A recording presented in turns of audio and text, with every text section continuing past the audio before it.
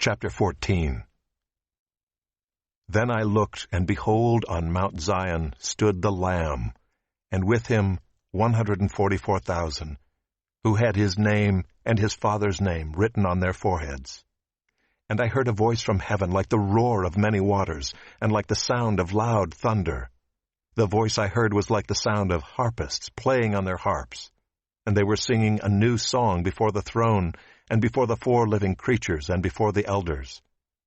No one could learn that song except the 144,000 who had been redeemed from the earth. It is these who have not defiled themselves with women, for they are virgins. It is these who follow the Lamb wherever he goes. These have been redeemed from mankind as firstfruits for God and the Lamb, and in their mouth no lie was found, for they are blameless. Then I saw another angel flying directly overhead, with an eternal gospel to proclaim to those who dwell on earth, to every nation and tribe and language and people.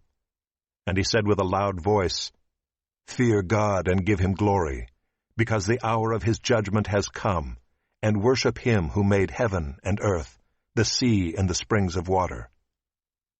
Another angel, a second, followed, saying, "Fallen, fallen is Babylon the Great, she who made all nations drink the wine of the passion of her sexual immorality."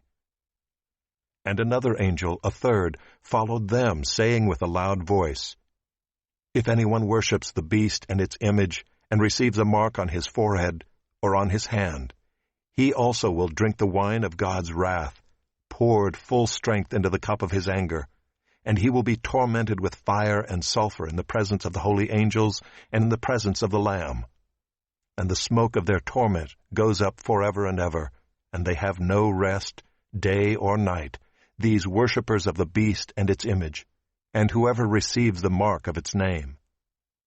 Here is a call for the endurance of the saints, those who keep the commandments of God and their faith in Jesus. And I heard a voice from heaven saying, "Write this, Blessed are the dead who die in the Lord from now on." Blessed indeed, says the Spirit, that they may rest from their labors, for their deeds follow them.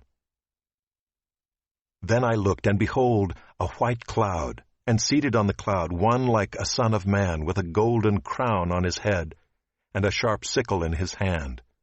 And another angel came out of the temple, calling with a loud voice to him who sat on the cloud, "Put in your sickle and reap, for the hour to reap has come, for the harvest of the earth is fully ripe."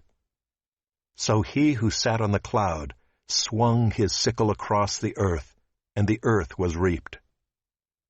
Then another angel came out of the temple in heaven, and he too had a sharp sickle. And another angel came out from the altar, the angel who has authority over the fire, and he called with a loud voice to the one who had the sharp sickle, "Put in your sickle and gather the clusters from the vine of the earth, for its grapes are ripe." So the angel swung his sickle across the earth, and gathered the grape harvest of the earth, and threw it into the great winepress of the wrath of God. And the winepress was trodden outside the city, and blood flowed from the winepress, as high as a horse's bridle, for 1,600 stadia.